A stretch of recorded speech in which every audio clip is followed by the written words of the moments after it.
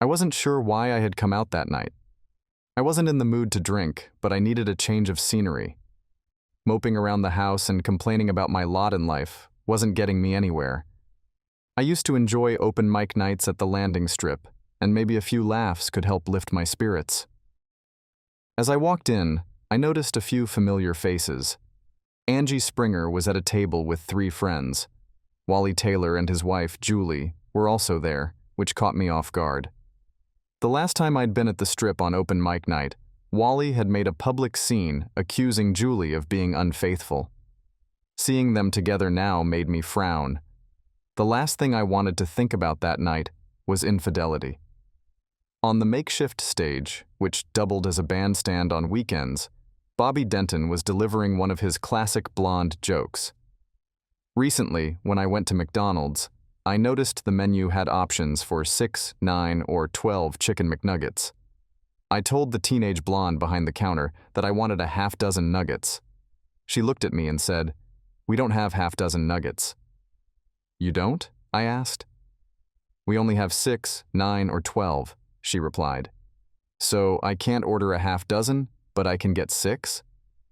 "That's right," the young blonde said. So I shook my head and ordered 6 nuggets. His wife Bree was sitting in the back with some friends, clearly agitated. Everyone knew she had a strong aversion to blonde jokes, but Bobby seemed indifferent to her feelings. He finished his routine, handed the microphone to the next performer, and took a seat at the bar to chat with Melody, the barmaid. I couldn't help but wonder why he never went over to join Bree at her table. Sherry brought me my PBR, and as I sipped and listened, my mood began to lift. The talent on stage was impressive that night. I remembered a time when I'd had a few too many drinks and was dared to take the mic myself. I still recalled the joke I told that evening. A man was fed up with going to work every day while his wife stayed home. He wanted her to understand what he went through, so he prayed, "Dear Lord, I work hard every day while my wife stays at home. Please let her body switch with mine for a day so she can experience what I endure." In his wisdom, the Lord granted his wish. The next morning, the man woke up as a woman. He got up, made breakfast for his spouse, woke the kids, prepared their school clothes, fed them, packed their lunches, and drove them to school. On his way back, he dropped off some clothes at the cleaners and stopped by the bank to make a deposit. He went grocery shopping, then returned home to put away the groceries, pay the bills, and balance the checkbook. He cleaned the cat's litter box and gave the dog a bath. By 1 p.m., he was rushing to make the beds, do the laundry, vacuum, dust, sweep, and mop the floors. He then picked up the kids from school, argued with them on the way home, set out milk and cookies, and organized them to do their homework. He set up the ironing board, ironed clothes while watching TV, and by 4:30 p.m., he was peeling potatoes and washing vegetables. He breaded the pork chops and got dinner cooking. After the meal, he cleaned the kitchen, ran the dishwasher, folded laundry, bathed the kids, and put them to bed. By 9 p.m., he was exhausted, but still had to fulfill his marital duties, which he managed without complaint. The next morning, he got down on his knees beside the bed and prayed, "Lord, I don't know what I was thinking. I was so wrong to envy my wife's ability to stay home all day. Please, let us switch back. Amen." The Lord, in his infinite wisdom, replied, "My son, I see you've learned your lesson, and I'm happy to return things to the way they were. However, you'll have to wait 9 months. You got pregnant last night." That joke didn't go over well, and I was booed off the stage. I never had the courage to try stand-up again. As I applauded the accountant finishing his routine, Angie Springer slid into the seat across from me. "Hi, stranger," she said with a smile. "Buy a girl a drink?" I glanced at her table, now empty. She noticed and said, "They all had to get home to their husbands." I raised an eyebrow, and Angie picked up on the unspoken question. "But you're not rushing home to yours?" "Gary is out of town, and the kids are spending the week with my parents. I don't need to hurry home." I signaled Sherry, who came over to take Angie's drink order, a Tom Collins. As Sherry headed to the bar, Angie asked. So, how have you been? Doing okay, and you? About as well as can be expected. I've been wanting to talk to you for a while, but never had the chance. Talk to me? About what? I asked, puzzled. I want to know why you let Gary off the hook, Angie said, her tone sharp. What do you mean? I replied, taken aback. Don't play dumb with me, Rob. I'm not some clueless airhead. I know what happened, and I want to understand why you let Gary slide when you went after all those other guys. As Angie spoke, memories came rushing back. It all began with a raffle at the Fraternal Order of Eagles. I had bought 5 tickets, never expecting to win anything, as I never had before.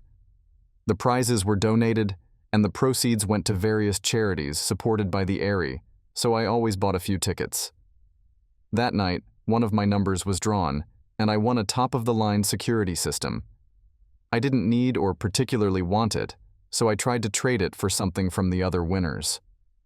Toby Martin, who won a 2-week cruise, suggested I was looking at it all wrong.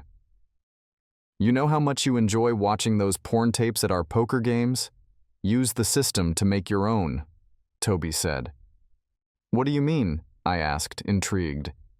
Set up the system and keep it secret from Beth. After a few intimate moments, tell her you're having a wild time with a porn star. She'll probably go ballistic, and then you can show her the tapes of the 2 of you. Plus, there's the financial angle too. Monetary part? I asked, curious. Yeah, call your insurance agent and let them know you've installed a security system.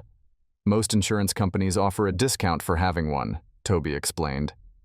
The idea sounded good to me, so I decided to keep the system.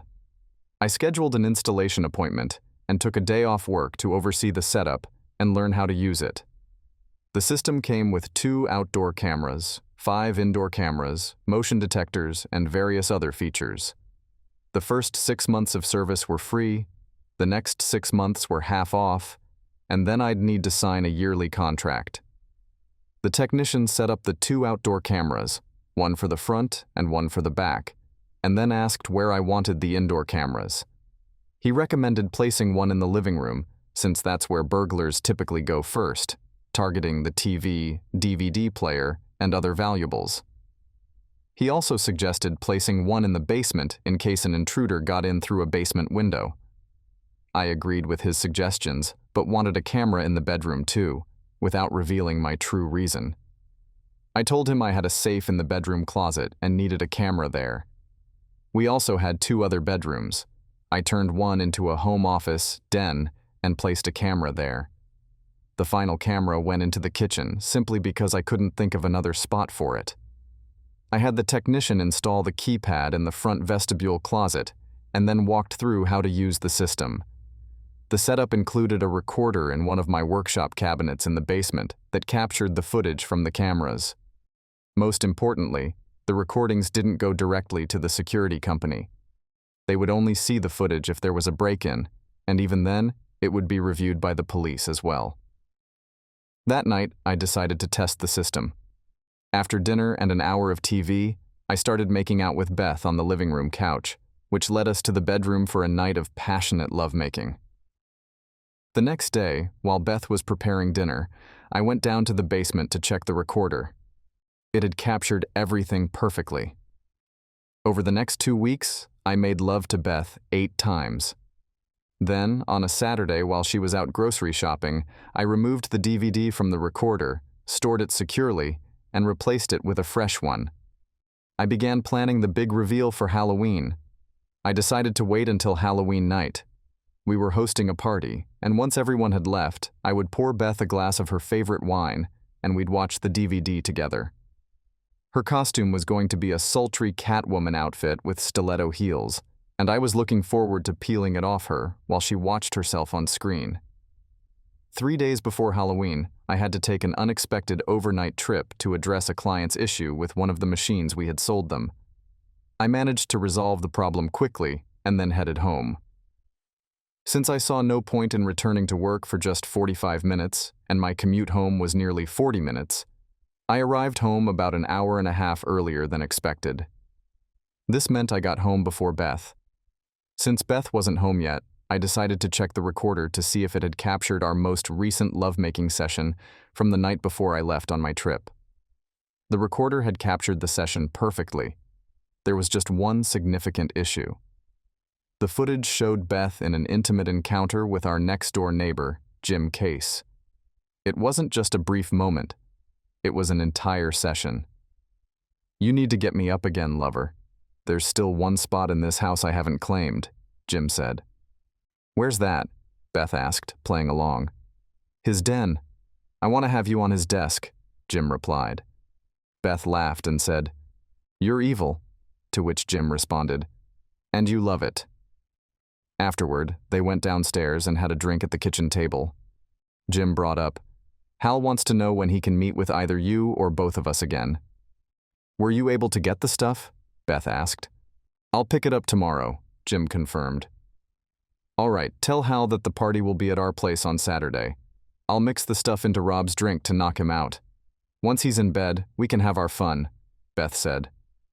"You need to be cautious," Jim warned. "If you give him all of it at once, he might pass out too quickly and become suspicious. Instead, add a little to each of his drinks so it looks like he just got drunk. Any chance I could get another taste before the party?" "Maybe. How do you feel about sneaking through basement windows?" Beth asked. "What do you mean?" "Rob will be home tomorrow, but I usually do laundry on Thursdays. He never comes down to the basement while I'm doing it. Would it excite you to be with me while Rob is right upstairs, completely unaware?" "Are you serious?" "Absolutely." "Okay then, I'll do it. I'll unlock the northeast window and be ready," Beth said. I sat there, stunned and outraged to my core. Stunned because my wife of 10 years was not only cheating on me with our next-door neighbor, but had apparently been doing so for some time. How had I missed this? I thought Beth and I had a solid marriage. How could I have been so wrong? And now she planned to drug me at the Halloween party so she could be with him. Why was that party so special? They clearly managed to meet up at other times. And who the hell was Hal? The sound of the garage door opening jolted me from my thoughts. I quickly headed upstairs, my mind racing with decisions. Confront her now, or wait and gather more information? I chose to wait. I wasn't interested in watching Beth's infidelity, but I needed to hear what was said. I wanted to understand how long this had been going on and why. The hardest part would be maintaining a normal facade around Beth. Our marriage was effectively over, but she wouldn't know that until I'd taken steps to protect myself. We didn't live in a state where no-fault divorces were the only option, and the evidence I had on DVD would make proving adultery in court straightforward. Still, I needed to ensure that Beth wouldn't benefit from her betrayal when it came to asset distribution. I also needed more information that could help me exact my revenge on Jim. He would pay for the affair he had with my wife in my own home. Part of my plan was to make sure Carol, his wife, received a copy of the DVD, but that alone wouldn't be enough to satisfy my need for retribution. I needed to find a way to hurt him physically without ending up in jail. Beth walked in from the garage with 2 bags of groceries, setting them on the table before coming over to me, wrapping her arms around me and kissing me. "I'm so glad you're home, baby. I hate waking up without you beside me," she said. I thought, yeah, right, as I wondered when she had given up on our marriage and why. She should have known better, given my views on fidelity. My parents' marriage had ended because my mom cheated on my dad. She remarried, but that marriage failed when her new husband cheated on her. Beth had to know what the outcome would be if I caught her cheating. Clearly, she didn't care. I stopped by the store for bleach since I need it for laundry tonight. While I was there, I picked up the ingredients for your favorite stir-fry. "Go sit down and relax while I make dinner," she said. As I headed to the living room, I thought about what would happen after dinner. The mention of bleach reminded me of the plan for the basement later that evening. I had a decision to make. I always made love to Beth when coming home from a trip. Not doing so might raise her suspicions. Besides, who knew when I would get another chance to be with her, given the situation? Despite her betrayal, I decided to take what I could get while I still could. The question was whether to send her to the basement to meet Jim again, or deal with the aftermath myself after Jim had his turn. Beth ended up making the decision for me. I tried to initiate something after dinner, but she turned me down. "I need to get the laundry done, honey," she said. "If we start now, I'll never get away from you to finish it. I promise I'll take good care of you when we go to bed." While I could see what was happening in the basement from the camera footage, I was eager to hear the conversation that night, rather than waiting to review the recorder. I decided to tell Beth that I had a dentist appointment the next morning, so I could check the recorder after she left for work. I resisted the urge to sneak outside and peek through the basement window, knowing the risk of being seen was too high. I couldn't let them know that I was aware of their affair. I briefly considered doing things to make them think I might come down into the basement, but ultimately decided that understanding their conversation was more important than disrupting their plans. I needed to find out more about the drugging that was supposed to occur. I couldn't focus on anything on TV, and the book I picked up was equally unengaging. Frustrated, I went to the den and tried to work on the computer, but my mind kept drifting back to the scene that had unfolded on the desk while I was away. 2 hours after Beth had gone into the basement, she came upstairs and told me, "I'm going to take a quick shower, and then, I'm going to rock your world, baby." I was surprised. I'd thought for sure that she was going to give me sloppy seconds. When she came out of the shower and got in bed with me, she spread herself wide and said, "I got so wet in anticipation that I'm more than ready." I would have found some reason to refuse if she hadn't showered, but since she had, I bent to the task. As I munched, I noticed a little redness around her asshole, and it almost pissed me off enough to stop what I was doing and get up and go to the spare bedroom. But only almost. I couldn't help but question her motives, especially since we rarely had morning intimacy, and I was usually the one to initiate it. Was she trying to alleviate her guilt over her plans for me at the party? Or was there another reason behind it? I might never find out.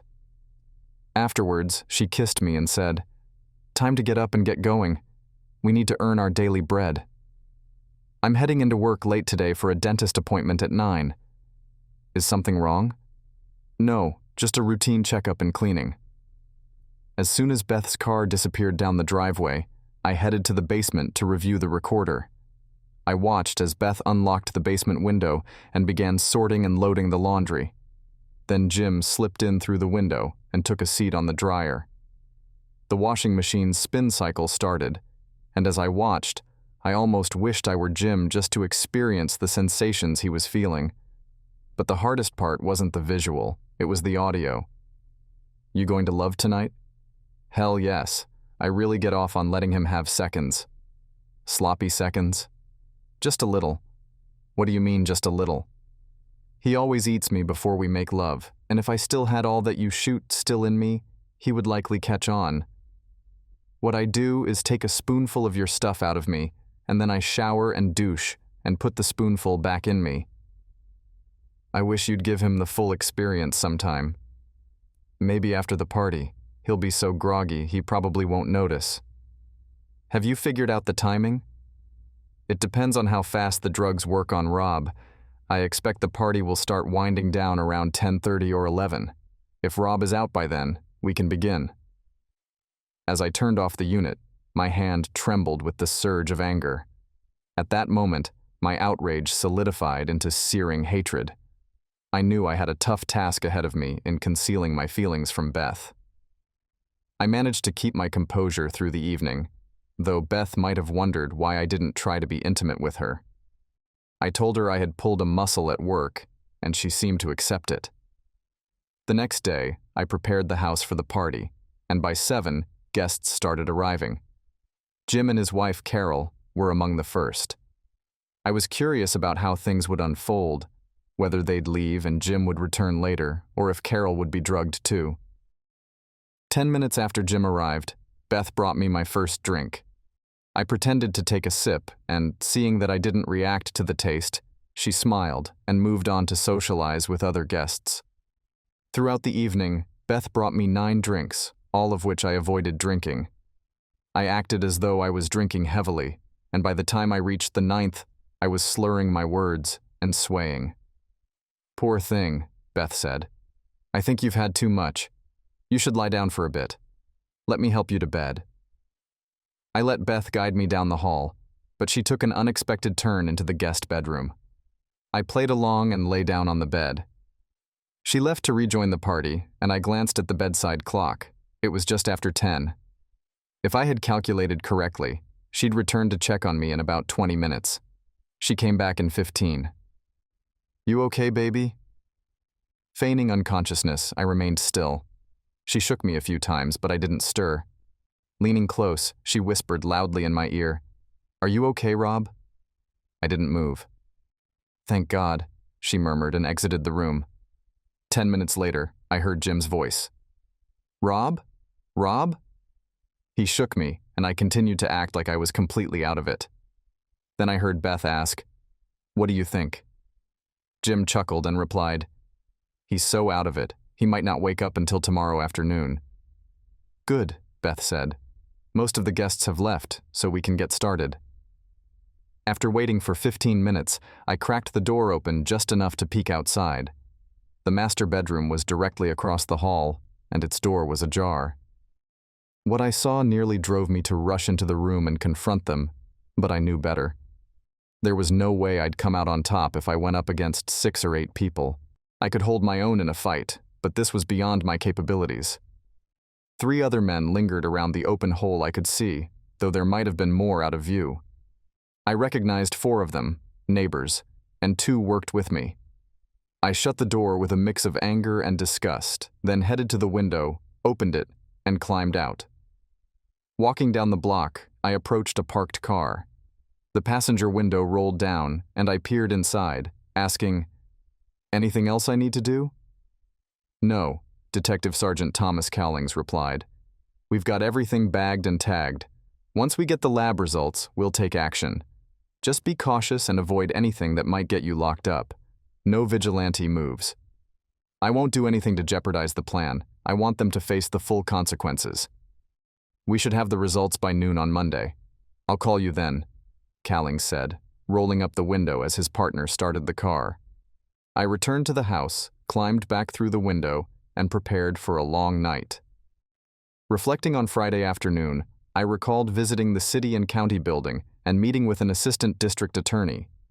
I showed him the video of Jim and Beth discussing the plan to drug me. He contacted Detective Cowlings, and we arranged for him to attend the party as my friend. Cowlings would observe Beth and Jim handing me the tainted drinks, collect them, and then send them to the lab.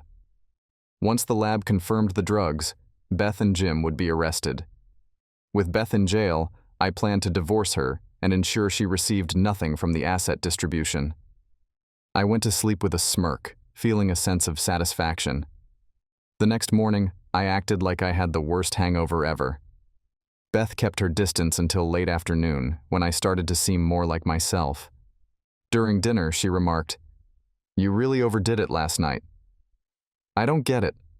I didn't think I drank that much, but I must have given how I felt when I woke up." "You left me high and dry." "I did? How so?" "You know how I get when I've been drinking. I was counting on you to take care of me after the party. You'll have your work cut out for you tonight. I'm afraid I'll have to disappoint you again. I'm feeling so bad right now that any exertion might actually kill me. I'll try to recover in time for tomorrow night." At 11 on Monday, I received a call from Cowlings. The lab report came back positive. "We're in the process of securing the warrants. Do you want to be present for the arrests?"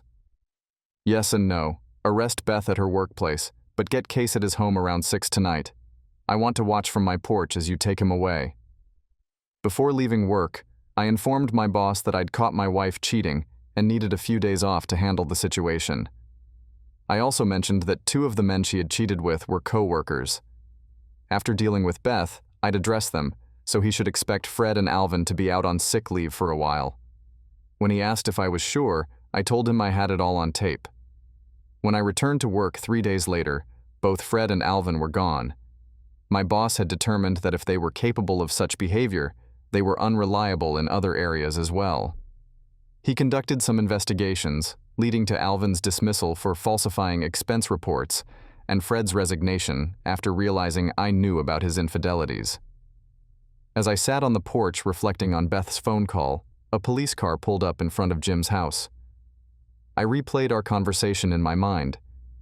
"Rob, honey, I don't know what's happening, but I'm in jail. They're saying it has something to do with drugs. I don't do drugs. There must be a mistake. They won't let me go until I see a judge. What should I do, Rob?" "Well, Beth, they say you shouldn't commit the crime if you can't do the time," I replied, and hung up.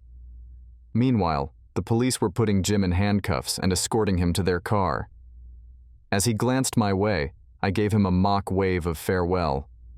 Carol, who was on her porch, saw me and came over. "I saw you wave at Jimmy. Do you know what's going on?" "I guess it's illegal to drug someone," I replied. "What does that mean?" Carol asked, her voice trembling. "It means you should have waited until I was out of town instead of drugging me and shoving me into the spare bedroom to get me out of the way," I replied. Realization dawned on her face. "You bastard! You're responsible for this." "No, Carol. You, your husband, and Beth are the ones responsible. I didn't exactly volunteer for the Who Wants to Be Drugged lottery." "He could go to prison?" "Yes, he could.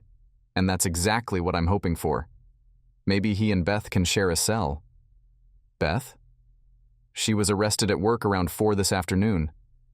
"You could do that to your own wife? What kind of man are you?" "A very pissed off one. Did any of you even consider that I might be allergic to the stuff you tried to slip me? What if I had gone into shock and died? You, your husband, and my cheating wife are damn lucky I don't own a gun.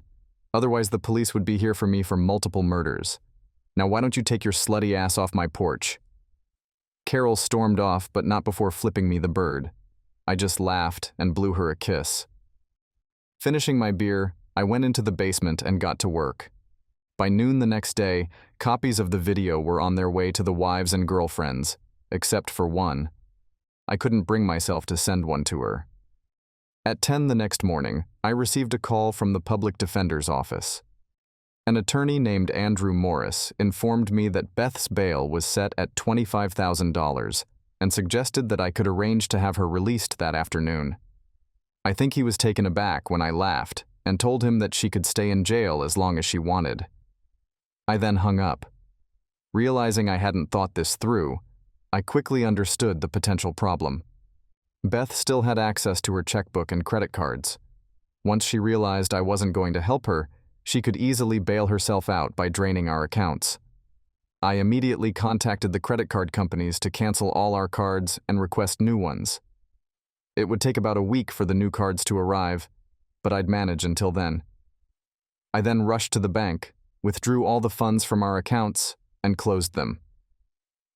Afterward, I had dinner at Outback Steakhouse and then headed home. The following morning, I went through the house, gathered up all of Beth's belongings, and packed them into boxes and garbage bags. I moved everything to the garage. A locksmith arrived at 11 to change all the locks on the house. I had a 3:15 appointment with an attorney to start the divorce proceedings. I was debating whether to go out for lunch or just make a sandwich when the doorbell rang. I opened the door to find Jim standing there. "You owe me $2,500, and I want it now." "Why do I owe you $2,500? "Because that's the 10% I had to put up to bail out your wife." "Well, Jim, I certainly want to make sure you get what you're owed. Come on in." He stepped into the house, and I hit him as hard as I could right in the face. I must have broken his nose because there was blood everywhere. He staggered, and I hit him again as I said, "I'm damned sure going to see that you get what I owe you." I hit him a third time, and he slumped to the floor. I proceeded to tire out my foot, kicking him in the head, ribs, and crotch. Then I got on the phone and called the police station and asked for Detective Collings. When he came on the line, I said, "Case made bail and came after me. He said he was going to make me pay for what I did to him. He pushed his way into my house and I had to defend myself. What should I do?" "You okay?" "Yes. A little shaken up, but okay." "Where is Case?" "Lying on my floor. He doesn't look too good. I'll get a car to you right away." 3 minutes later, a squad car arrived, and the officers immediately called for an ambulance when they saw Jim's condition. As Jim was being carried out, Carol walked up, glaring at me. "What the hell did you do this time?" she demanded. "I was just defending myself," I replied calmly. "That's a load of crap, Rob. He didn't come here to fight. He just wanted the money he put up for Beth's bail. And you think I'd hand that over? She's your problem now. I'm done with her. Anything you do for her is between you and her. If you know where she is, tell her to contact me to arrange picking up her things." She said she was heading to work to explain her absence before coming back home. Coming back here? She doesn't live here anymore. I'll leave the garage door open if she wants to collect her stuff. Anything left will be put out with the trash on pickup day. You can't be serious. Believe me, I am. Now, if you'll excuse me, I have blood to clean up. That afternoon, after handing over all the video evidence to my attorney and detailing Jim's visit, he assured me that in addition to filing for divorce, he would also obtain a restraining order against Jim and Beth. Have to include her. If she was willing to drug you, who knows what else she might do. When I got home, I saw Beth sitting in her car in the driveway. I parked on the street to avoid blocking her and watched her approach, clearly furious. As she got close, she shouted, "You bastard!" and swung at me. I caught her wrist firmly and held on until she cried out, "That hurts! Let go!" I released her but stayed alert in case she tried to hit me again, which she didn't. "Why did you hang up on me from jail? Why didn't you come bail me out? And why can't I get into the house?" Let's start with why you can't get in the house. I had the locks changed because I don't want you here. As for the bail, I didn't pay it because I hoped you'd stay in jail. I hung up on you because I was angry about what you tried to do. What I did to you, I didn't do anything. That's true, but you tried. Tried what? To drug me so I'd be out of the way during your interesting times in bed. Are you drunk, Rob? You're not making any sense. Save it, Beth. I have you and Jim on tape plotting to drug me. I've got footage of your interesting times during laundry night on DVD. Face it, Beth. You're caught. Your stuff is in the garage. You need to collect it by the next trash pickup day, or it will be thrown out with the garbage. I walked toward the house, ignoring her as she called out, "Wait, Rob, we need to talk about this." Here's the deal, Beth. I'll send you a copy of the evidence I gave to the divorce lawyer. If, after watching it, you still think we need to talk, give me a call. Divorce? I don't want a divorce, Rob. Maybe not, but it's happening regardless. I unlocked the front door, stepped inside, and locked it behind me. When Jim was released from the hospital, he appeared before a judge. The judge revoked his bail and denied him bail on the new charges, so he would remain in jail until his trial. Beth moved in with Carol, and although I saw her frequently, I avoided interacting with her. Despite several attempts to reach out, including after I sent her copies of the incriminating DVDs, I managed to keep my distance, except for one encounter when she caught me in the driveway. You have to talk to me, Rob. You don't understand, and I need to explain. I understand perfectly, Beth. I understand that the attention you reserved for me was something Jim could take anytime he wanted. You don't get how disgusted I am with you and what you did. Stay away from me, Beth. Stay the hell away. During her trial, Beth pled not guilty, but the security footage was damning. She was found guilty on all counts and sentenced to a year and a day. The divorce was finalized while she served her sentence. In the asset distribution, she received 10% of the house's value at the time of divorce.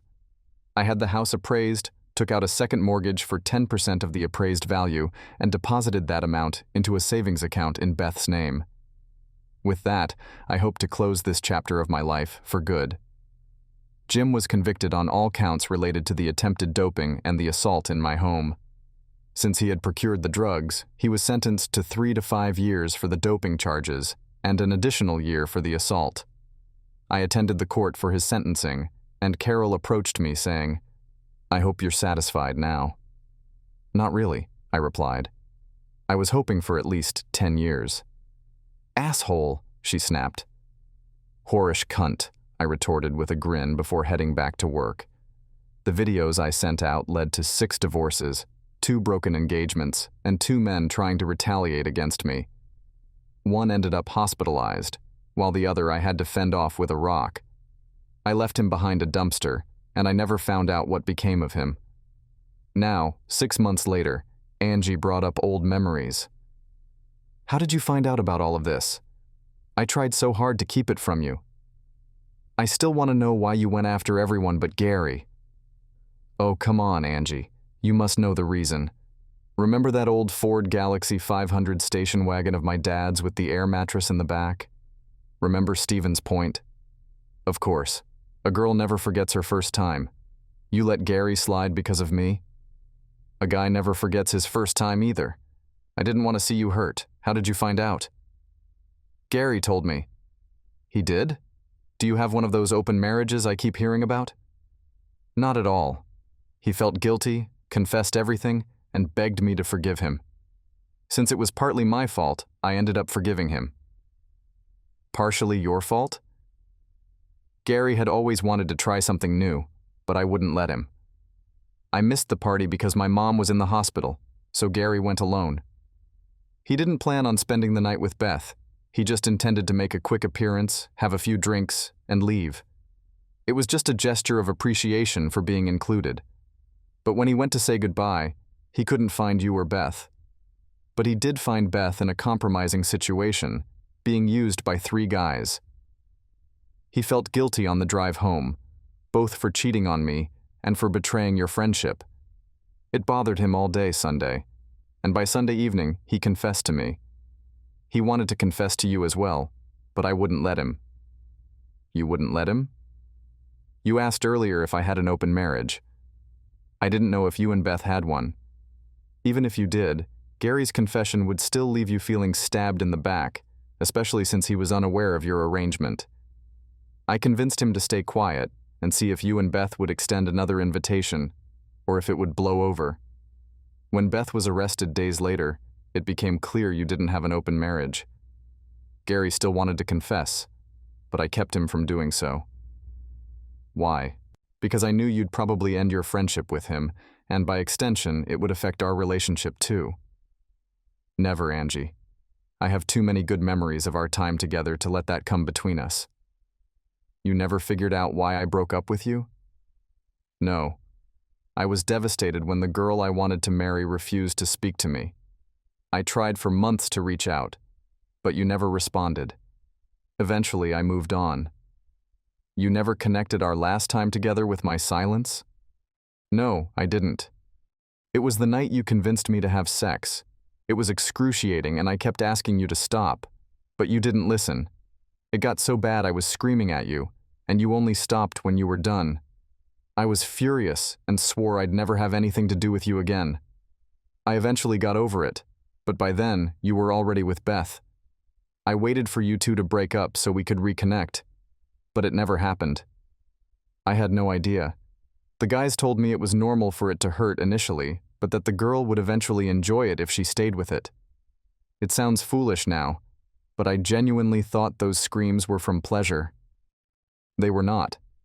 After that night, I vowed never to do it again, which is why Gary never got any, and it's what led him to seek affection elsewhere. She was silent for a moment, then asked, "Did you ever feel the urge to get revenge on Gary?" Of course, I've wanted to get back at him, but I couldn't find a way that wouldn't hurt you too. I didn't want to cause you any more pain. What if I could offer you a way to get revenge that wouldn't hurt me? Why would you do that? Revenge. I forgave Gary, but it came with a price. I told him that while I wouldn't kick him out, he owed me one. Owes you one? Yes. I made it clear that if I ever wanted to be with someone else, he couldn't complain. He'd have to consider it even. Are you suggesting what I think you are? Absolutely. This sucks. Why? I just ended a relationship because of infidelity. If I take you up on this offer, I'd be cheating with you behind Gary's back, which would make me no better than Beth. You're looking at it all wrong. How so? You wouldn't be cheating with me behind Gary's back. Gary knows I plan to be with someone else to settle the score, so it's not cheating, and therefore, neither are you. Are you sure you're not a lawyer? It gets better. It would be the perfect revenge, giving you what I won't give Gary. But you said you hated it and would never do it again. I have some girlfriends who actually enjoy it and say it can be great if done right. How about it? Have you learned how to do it right since our last time? I thought you wanted to keep things friendly with Gary. That's going to be hard once he finds out. He won't find out unless you tell him. I'll tell him we're even, but I won't reveal who or what I did to get even. It's tempting, Angie, but I'm not sure I can go through with it. I want to, believe me, but it feels wrong to be with another man's wife behind his back.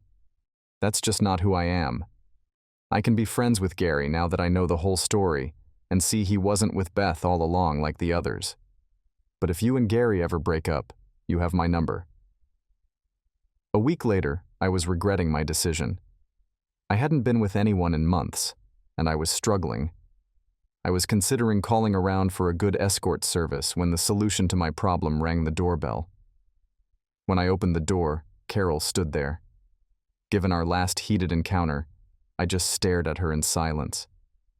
She met my gaze and said, "The whorish girl is here to ask the asshole for a favor." And what's that? I need to get laid, and I'm hoping you do too. Why me? Why not one of the guys you and Beth were with? I don't like any of them, and I was only with them because Jim was making me. Making you? I don't want to talk about it out here. Let me come inside, and after I'll tell you the whole story. I was just a tad leery of it, and I looked around to see if anyone else was lurking about. Seeing no one and being more than a little curious, I stepped aside and let her come in. She walked straight by me and headed for the bedroom, shedding clothes as she went. I started unzipping as I followed along behind her. She laid down on the bed, spread her legs wide, and said, "I don't need any stinking foreplay. Just do it." I hadn't gotten a real good look at her on the DVD because of all the male bodies blocking the view, but there wasn't anything blocking my view now, and what I was looking at was love personified. You would never know it from the way she dressed, but Carol had a body that was made for male appreciation. If I'm still here in the morning, do you think you might be rested up enough to go again? I would certainly hope so. Not going to kick me out? Shit, girl. I may never let you leave. Promises, promises. All I ever get is promises. We fell asleep together, and I slept good for the first time in a long while. We showered, and then I took her out to breakfast. Over pancakes and bacon, I reminded her that she was supposed to tell me a story. It isn't pretty. Maybe not, but you said you would tell me all about it if I laid you. I did my part, and now you have to do yours. I was an inexperienced young girl working as a waitress in a small cafe when Jim came in for lunch one day. I felt all tingly inside when I first saw him, and he must have liked what he saw in me, because he came back for breakfast and lunch the next day. He asked me out, and I accepted, and over the course of the next month, he seduced me and got my cherry. I took to interesting time in bed like a moth to a flame.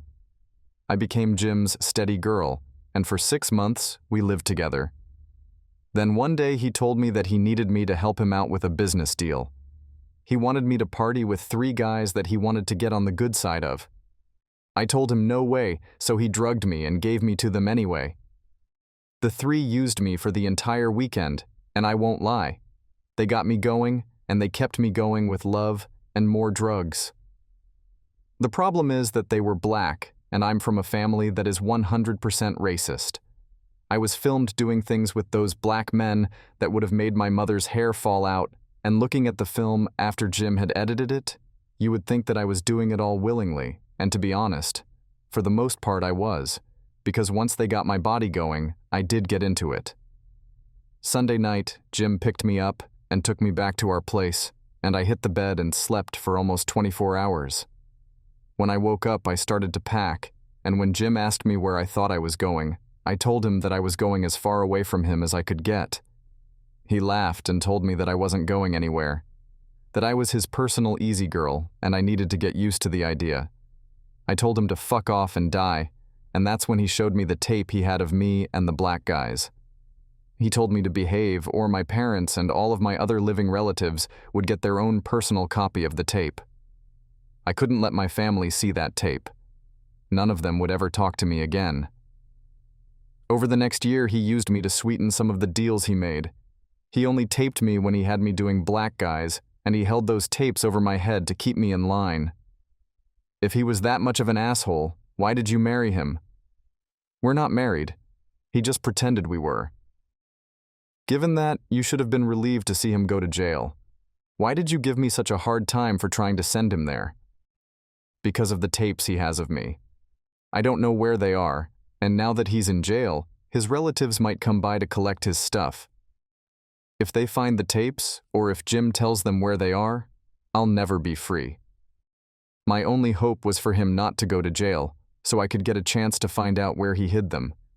I've been searching every day since he's been locked up, but no luck. I'm running out of time. Running out of time? Jim's brother called. He's coming in 2 weeks and told me to be here when he arrives. He said we have a lot to discuss. I'm worried he knows where the tapes are and plans to continue Jim's control. Are you certain the tapes are at the house? Jim is the type who keeps things close. I don't know what to do.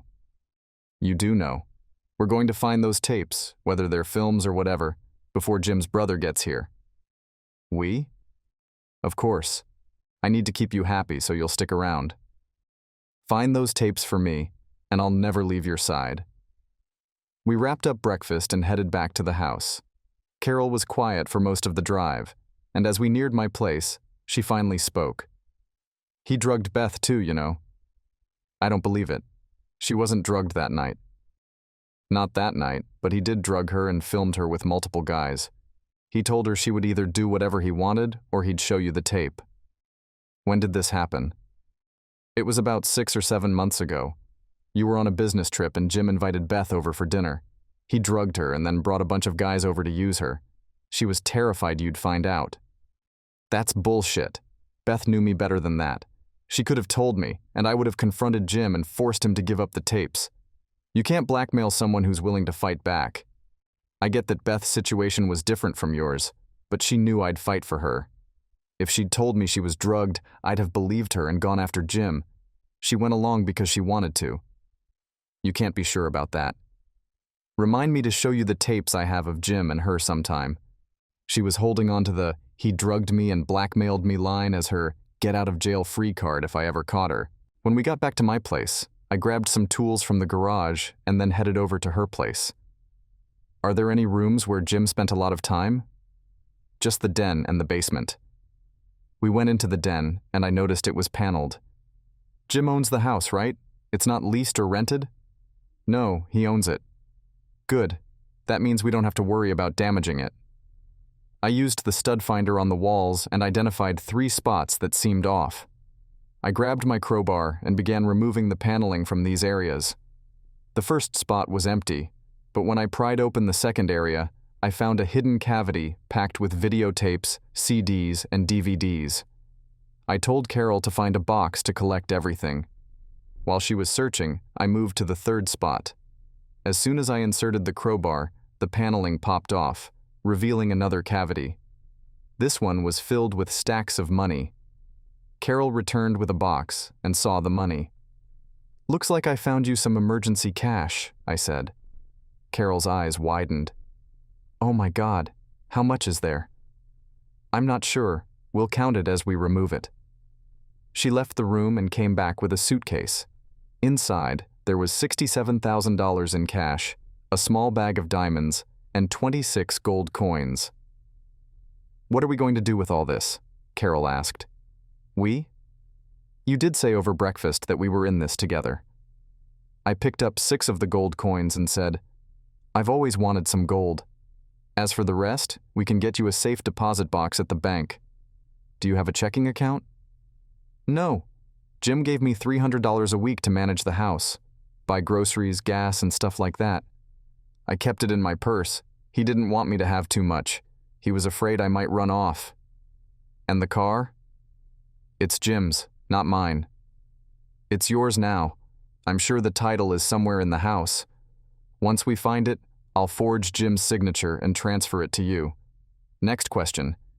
Is there anything else in the house you want? If so, we need to get it out before Jim's brother arrives. There are a few things. Make a list of what you want, and we'll get it moved to storage. Since he had a thing for my wife, I think it's only fair that I go through his stuff to see if there's anything I want. We moved the money and the tapes to my place and sorted through them. There were 6 tapes labeled with Beth's name and 14 with Carol's.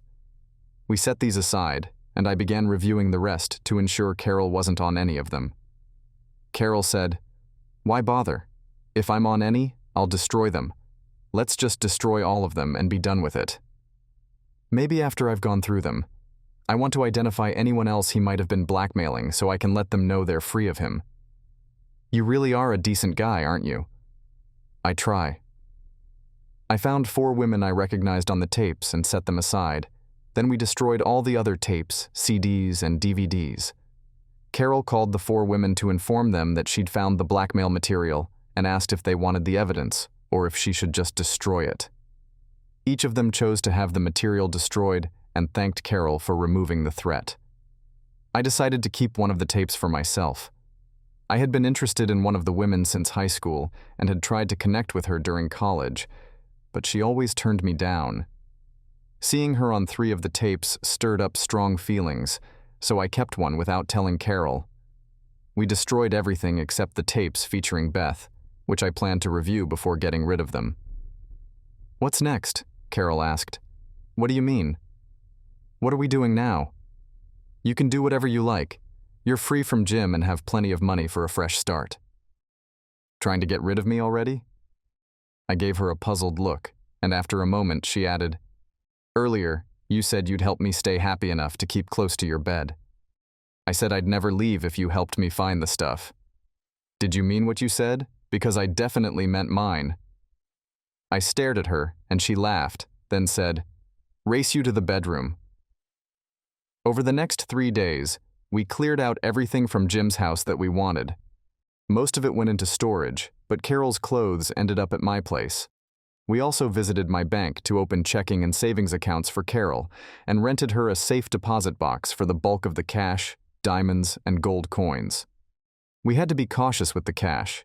Deposits of $10,000 or more attract federal scrutiny.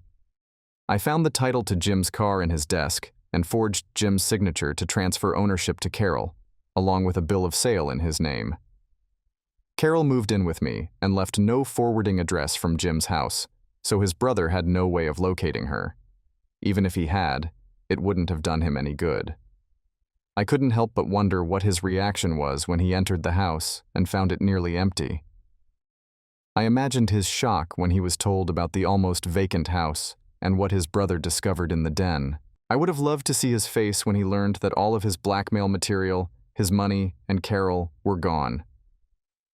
I reviewed all the tapes with Beth's name on them.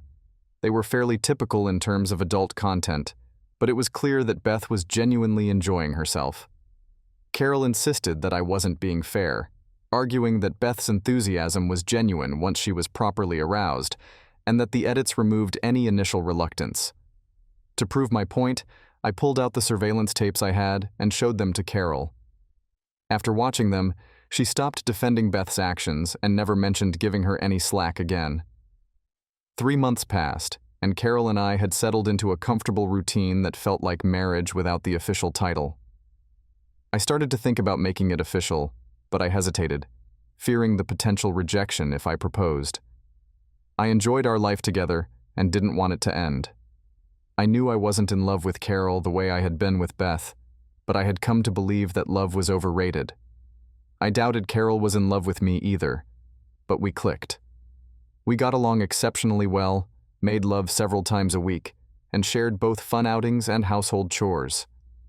In many ways, we functioned as a married couple without the legal formalities. I was trying to muster the courage to bring up the idea of marriage. Carol was more perceptive than I had anticipated. Just as I was about to bring it up during dinner one night, she preempted me. "I have a feeling I know what you're about to say, and I was afraid this day would come." "Afraid? Why?" "Because you're talking about permanence, and I can't go there. At least, not with you. I thought we had something good going." "We do, but only because it's not permanent. I don't understand. Only because it hasn't happened yet. I once told you that, despite being blackmailed by Jim, I enjoyed the experience once I got into it. I want to do it again, but this time by choice. The problem is, I don't think you're the kind of man who would be okay with that. You're right about that. In fact, I'm not even sure that if I lived on my own and we were just friends with benefits, you'd still want anything to do with me if I did it and you found out. If that's the case, why haven't you done it before now? I don't know if I ever will, but the truth is I want to. If the right circumstances came up, I'd probably go for it. Now that you know, I'm not sure if you'll still want me around. I'm not that narrow-minded. I'd never ask you to leave because of something you might want to do in the future. You've said you don't even know if it will happen, so let's just see how things go and deal with any issues if they come up. The next 9 months passed smoothly, and to the outside world, we seemed like the perfect couple. For the most part, our life together mirrored what I'd had with Beth, just without the legalities. The only concern was the anticipation of a potential problem. Carol had warned me it might never happen, but she also said she would act on it if the right circumstances came along. Unfortunately, the scenarios where those circumstances might arise were not uncommon. After leaving Jim, Carol found a job at an advertising agency. She started going out for drinks with her coworkers and occasionally had nights out with them. Carol admitted they were often hit on, and while she sometimes danced with guys who bought drinks, she also acknowledged being touched up a few times. Carol attended baby showers, bridal showers, and various parties like Mary Kay, Tupperware, and Amway gatherings. I wasn't particularly worried about these events, but I couldn't shake the thought of how women sometimes behaved when men weren't around. It was easy to imagine conversations and situations spiraling into something more provocative, like a bachelorette party where a male stripper could show up, and things might get wild enough to call for reinforcements. My dilemma was that I had enjoyed being married when Beth and I were together, and longed to return to that life. Carol was a good fit for me, but her honesty about not wanting to get married, unlike Beth, who had been deceitful, left me in a bind. It was like being on a teeter-totter, unsure of how to balance my desires. On Thursday night, Carol mentioned she would be attending a bachelorette party for one of her coworkers. By Friday morning, she told me she'd likely be home late and that I shouldn't wait up. When she came in, I was already asleep. The next morning, I woke up early for my golf game with Ben, Dave, and Chuck, but the rain forced me back to bed. Around 9, the phone rang, and Carol answered it from the bedside table. Hello? Carol. Yes, he's here, but he's asleep. No, I won't wake him. I'll take a message. I'll make sure he gets it. Bye. She hung up, and I asked, Who was that? I didn't know you were awake. The phone woke me up. Who was it? It was Beth. She wanted to talk to you. About what? She didn't specify. I think she was a bit shocked to hear it was me. She asked me to pass on a message that she wants to talk to you and will call back at 1. You should have told her not to bother. I'm not interested in talking to her. That's not my place, babe. You'll have to handle that yourself. She nudged me and said, Get up, lazy bones. I'm craving an IHOP breakfast. How about we stay here and enjoy some hot, interesting time in bed? Later. My head is still pounding from last night. I need to feel a bit better before doing any bouncing around. Come on, lover. Time to get moving. She got out of bed and headed for the shower. I considered following her but decided against it, knowing where that would lead. Besides, I'd had my own share of headaches and didn't want to add to hers. At breakfast, Carol said, I wonder what Beth wants. It doesn't really matter. She won't be getting it. Are you sure? You used to love her deeply, and I know she cared about you, at least before you sent her to jail. That was then, sweetheart. This is now. Carol shifted the topic to Alicia's wedding the following weekend. When Beth called at 1, I told her I wasn't interested in hearing her side of things and wasn't open to any discussion. Please, Rob, I need to do this. Maybe you don't want to hear it, but I need to say it. Despite my better judgment, I agreed to meet her. I told her I'd be at Bud's bar at 4. When I arrived, Beth was already there, seated in a booth. She smiled when she saw me and started to stand, but I motioned for her to stay seated, assuming she intended to greet me with a hug. I took the seat across from her and said, "Let's get straight to it, Beth." "Not even a hello, Beth? How are you?" "Let me be perfectly clear. When I was in court for your sentencing, I hoped it would be the last time I'd ever see you. I left the courtroom feeling let down that you only got a year and a day. I was hoping for 5, even 10 years. Does that give you any idea where you stand with me? The only thing I'm wondering now is how you're out of prison so soon. It hasn't even been a year. I got time off for good behavior." "You behaved?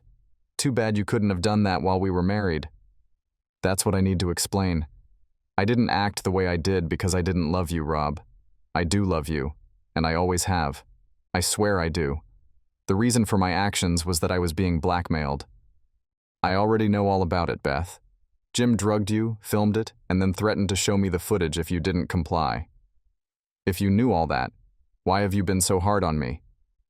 Because it's all bullshit, Beth, and we both know it.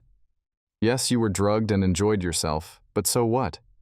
You know me well enough to know what I would have done if you had told Jim to screw off. I would have torn him apart if you had come to me with the truth. I would have had your back, no question. You could have laughed in his face and told him to run because you were going to tell me everything. No, Beth. You liked what happened and wanted to do it again, so you did. You did whatever Jim wanted because you wanted to. I have proof of that, Beth. I sent you copies of the videos. Did you forget what they showed? I never watched them. Maybe you should have. It would have saved us both this meeting. The tapes showed Jim using you on my desk in the den, marking his territory as he called it. Remember that? He asked if there was any chance he could be with you again before the party. Remember? You invited him to climb in the basement window so he could be with you. You invited him. There was no, "You'll let me in or else," no blackmail. It was all you, Beth. So don't try to push that blackmail story on me. Got anything else to say? I love you, Rob. Honestly, I do, and I want you back. People in hell want ice water, Beth, and they have a better shot at getting it than you do at getting me back. I'll never forget seeing you with Jim in my house, on my bed. I'll never forget how easily you discussed drugging me to get me out of the way. I meant it when I said I hoped you'd get more than a year and a day. Do you have anything else to say? She stood up, tears streaming down her face, and ran out of the bar. I left shortly after, heading home. When I walked in the door, Carol was there, waiting. "Should I start packing?" she asked. "The only packing you need to worry about is for our honeymoon." "Okay. Where are we going? How should I pack?" Her questions caught me off guard, and I stood there, momentarily speechless. "Come on, Rob, it's not that complicated." "Sorry, you surprised me. When did you change your mind?" "Last night." "All right then. So where do you want to go for our honeymoon?" She grinned, took my arm, and began leading me towards the bedroom.